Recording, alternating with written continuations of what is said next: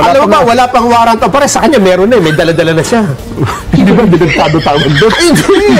Sa akin, ano yan? Napakahusay niya. Reactionary. Sabi niya. Ay, dito sa telepono. Telepono pa nga sabi. Telepono nga. Telepono. Anong gagawin niyo? Ano, kumikiruring pa yan, didayal. Didayal. Telepono. Pula yan eh. Oo nga. Kung tatanungin niyo ako kung meron. Nasa telepono ko. Nasa telepono ko yung warrant. Pero, hindi yan official copy eh. Sir, have you talked to DOJ? Kasi iba yung sinabi nila eh. Wala pa sila eh. Kasi wala. Nauna ako sa kanila eh. Teka muna, itatanong ko, ano ang hawak na warrant of arrest ni General Torre nung arrestin niya si Duterte? Yung nasa cellphone daw niya. Parehong-pareho ng hawak ngayon ni Ombudsman Remulla. Kaya pala ngingisi-ngisi ngayon si General Torre. Siya dito pa Kasam niya. Sa utusan? Magkakatrabaho na naman. Ay, Nelson saan na ba yun? Meron lang akong tinanggap, samantalahin ko lang ito pagkakataon, kasi may tinanggap akong mensahe. Ito may kinalaman naman doon sa mga trabahador. Nung mga kontraktor. Okay. Na-involved dito? Na-involved sa iba't ibang klase. Pati mga district engineers. Wala namang kinalaman yan. Walang kinalaman. Sabi nila, saan ba yun? Mga empleyado eh. Ito daw nakalipas na buwan, wala na silang sweldo eh. Paano nga sweldo kung wala ng project? Hindi, walang project, tapos yung amo nila naka-freeze yung asset. Walang project. Sabi nila, ito po ba'y aabutin hanggang December? Pati paano po yung mga bonuses na inaasahan din namin? Wala yan.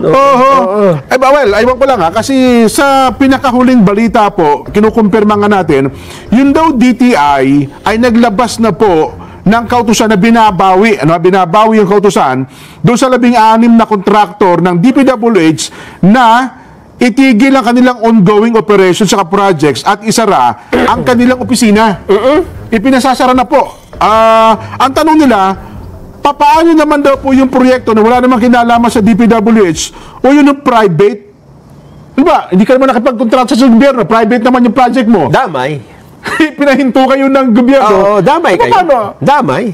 Yun nga ang sinasabi nila, no ha? Kasi kumpanya ang walang asset eh. Paano makakakilos yan? Ngayon, binabanggit nila, yun daw mga congressman, nasangkot dyan, may pera. Yung contractor, may pera. Meron, lahat. Yung mga district engineers, may pera. May pera. Paano daw po yung contractor na arawan lang? Yung mga karpintero. Yan, lahat yun. Piyon, yung naghahalo ng semento, yung driver ng cement mixer, etc. Yung mismong driver nung pamilya. Ayun. Lahat nung sana naman daw po, nananawagan sila sa DPWH, sa mga kinakulang ahensya ng pamahalaan. Tingnan nyo rin daw po yung kanilang kapakanan. Walang kita.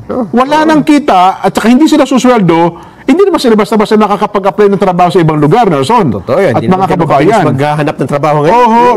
Kaya daw po yung, sabi nila, ang flood control scandal ay isa pong moral issue na naging uncontrolled political issue na kung saan nasasangkot ang lahat daw po ng sangay ng pamahalaan, legislature, executive, at araw-araw daw po, nagbabatuhan sila ng putik. Ang tanong, paano po yung kaawa-awang mga manggagawa sa Pilipinas? Na lang yan, nagtatrabaho ng marangal. Yan. Ang iba daw po na wala ng trabaho dahil sa freeze order ng AMLAC at sa mga accounts ng mga construction company at mga kaanak nila at maging suppliers. Sino daw po magbibigay sa kanila ng kanilang buwan ng sweldo? Yung 13th month pay. Lalo po ngayon, magdi-Disyembre. Sana daw po matignan dito, lalo na, DPWH, kapag kasinara nyo po yung kanilang kumpanya, paano nga naman yung kanilang karapatan bilang isang mga manggagawa? Sabi ko naman, mukhang valid po ito, hindi daw nila malaman kung kayo sila ngayon mananawagan, Nelson. DSWD. Pasok sila dun sa DSWD? AKAP. Hindi, wala na rin po doon. AX. Hindi kasi AX, 10K lang ang kanilang. At saka, paano kung engineer ka? Lahat na nang pwede. Mukhang ako sabi ko, valid itong concern na ito ng ating maliliit na mga magagawa, At meron pa ako isang kilala, sabi niya, Jen, ako naman, hindi naman ako contractor ng flood control. Ang trabaho ko lang, yung naglalagay ako ng lane markings. ng kalsada. Di ba yung minsan yung guhit. Oh, yung guhit. Guhit na nasa gitna. Kasi yung guhit na yun, parang special ano yan paint. Oo, hindi basta pinta yan. Yun na nga, tapos reflectorized na kung ano pa man. O sa yung taga-pinta. Sila, yung Siya ang kontrata doon. sila na kontrata. Ang problema yan, kakontrata nila dyan, mga district engineer din. Oo, sina Bryce Hernandez na. At saka sa iba pang lugar. Kaya ang utos ng DPWH, tanggalin yung mga district engineer. Oo. Yung kausap daw nila ngayon, ihiba na ngayon, nakapag-present sila, ilang bundle nga raw ng mga dokumento binila nila eh. Ang problema, hindi pa rin sila binabayaran, itapos na raw po. Dahil nawala na yung... Wala na yung mga kausap nilang dati. Ang kontrata naman daw nila, 1 milyon, 2 milyon lang. Paano ipabayad na sa pintura na ginamit doon? Burahin yung nilagay yung guhit. Para daw ayos Napakahirap na walang guhit yung kalsada, ha? Ayun, check. Oo. Lalo na sa mga probinsya. Aksidente yan. Kasi walang ilaw. Oo. Ang dilim, di ba? Hindi mo alam kung nasa gitna ka na. Totoo. Natatandaan ko yung may driver ako dati dyan sa reporter kami. Oo. Matanda na yun eh. Ganon? Malabo ang mata. Siguro mga 80 na. Ba matanda Ay, na? malabo na po mata mo. Oh. Paano tayo nagdadrive? Paano hindi tayo nababangga? Tinitingnan ko lang yung guhit. Ayun, yun na kanyang Sa batayan. guhit lang pala siya kaya pala buntik na tayo mabangga. So yun po, ako Importante yan. Ako, sabi ko, ito, valid concern po ito. Kay Secretary Vince Dizon, baka nakikinig yung mga staff po nila. Kawawa din po naman yung mga tao. Wala namang kinalaman doon. Ano? Ito, pintura lang naman ang kanila. Signages lang ho naman. Wala namang kinalaman doon sa... Hindi mo masabing ito'y ghost project kasi nakikita mo naman Hindi papabayaan ni Secretary Vince Dizon yan. Well, ako naman, naniniwala. Ano, ha? Pero sana naman... Sa ngayon, marami siyang problema. Oo. Hindi mawawala yan sa... kasi siyempre alam naman din niya na Totoo. hindi dapat madamay lahat. Diba? Kasi sabi nga nun, sa ako dyan, sabi, tatlong buwan namin itong tinarbaho, ang liit-liit lang ng project ko, lahat ng dokumento sinabit ko, papeles, wala silang nakitang illegal, walang irregularidad. So dumaan sa tama. Pero ayaw pa rin kami bayaran. Paano mangyayari niya dito? Hindi, pakasawan natin sa ombudsman. Yung ayaw magbayad. Ang galit siya, papalabasan kagad ng ano yan. Ayun. Sana iutos din agad nila. No? Yung review niyo po yung papel, wala namang kung problema. Wala namang sabihin, walang hocus-pocus sa kanilang mga papeles. Kung may pera naman, bayaran niyo po, kawawa din yung mga tao. Namuhunan sila dyan. Yes. Pinayaran nila yung taong gumawa. At saka yung mga tao, arawan lang nila. Diba? At saka yung concern ng mga magagawang ito, yun yung mga arawang construction worker, naghahalo ng semento, ay paano ang buhay ng mga taong ito? Diba? Naku, huwag kayong gaganyan-ganyan sa ombudsman ngayon. Ang ombudsman ngayon, napakabilis kumilos. Ha? Yun na nga. Wala pang warrant of arrest. Sa kanya, meron na may dala-dala na siya. Hindi ba dinagtado tawag doon? Hindi. Sa akin, ano yan? Napakahusay niya. Reactionary. Di ba, sabi ng iba, hindi daw totoo na may warrant of arrest si Senador Bato. Hindi, sabi ni Ombudsman Remulla.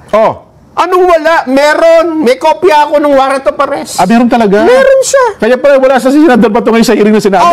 Sige, pumunta ka dyan. May warrant of arrest ako. Sabi niya, sino nga aresto? Kaya pala si General Torre ay pasuklay-suklay na. Nakita na ba siya ngayon? Parang hindi pa... Teka muna, itatanong ko, ano ang hawak na warrant of arrest ni General Torre nung arestuhin niya si Duterte? Yung nasa cellphone daw niya. Parehong-pareho ng hawak ngayon ni Ombudsman Remulla. Pinarwad lang sa kanya. Sabi nga niya ang kopyang ng warrant, nasan po yung warrant of arrest? Sabi niya, andito sa telepono ko. Telepono pa nga sabi niya. Telepono nga. Telepono. Anong gagawin niyo po dyan? Kumikiriring pa yan, didayal. Didayal. Telepono. Kulay pula yan eh. Kaya pala ngingisi-ngisi ngayon si General Torre. Ba't siya ulit ang sabi niya? Sa utusan? Magkakatrabaho na naman. May dala-dala ng telepono. Kasi sa Pilipinas, pwede palang telepono lang eh. Oo nga, kahit wala yung papel eh. Nako. Kaya pala si... Hindi rin nakikita si General Torre. Nakita na ba ulit si General Torre ngayon? Sabi niya magkailangan natin ng mas maraming pang-pulis. At saka yung heartbeat, monitoring. Yung tibok ng puso. Basa pa po kami ng mga reaksyon. Teka muna, yan. Dugdagan pa natin. Sabi mo, baka naman binabati ko sila yung ombudsman. Hindi. Ngayon po ay sinabi rin ni Ombudsman Remulla, kakasuhan na si Saldico. Ba? Hindi yung kakasuhan na dito lang, ipapile sa Sandigan Bayan, Diyan. Diretso na. Yun ang sinasabi ko. Diretso sa Sandigan Bayan na. Kasi meron na silang... Anong ebidensya doon gagamitin? May i-resolution na silang ilalabas Yung mga naunang testimonya. Gagamitin ba yung statement ni Gutesa? Ay, hindi. Mukhang ang Kasi wala namang... Hindi. Hindi daw ba? Hindi. Kasi ang sabi nila, parang tinanggap ng ombudsman yung mga testimonya ni Gutesa. Hindi. Pero ang Blue Ribbon parang tanggapin eh. Hindi yan. Hindi ba? Ang kaso ni Saldico ay kaugnay ng kumpanyang SunWest at yung proyekto sa Mindoro. Yung kay Governor Dolor. Yun ang batayan niya. Kasi matagal na yata nag-file ng kaso. So yung iba hindi pa. Yung sa Bulacan, hindi, wala pa sa Bulacan, iba pala yun. Biskaya pala yung ano. Ayun. Kaya huwag nyo mamaliitin ng ombudsman. Yan ang sinasabi ko. Yari kayo dyan. Mabilis talaga. Mabilis. Ayan. Mabilis, malakas. Sige po.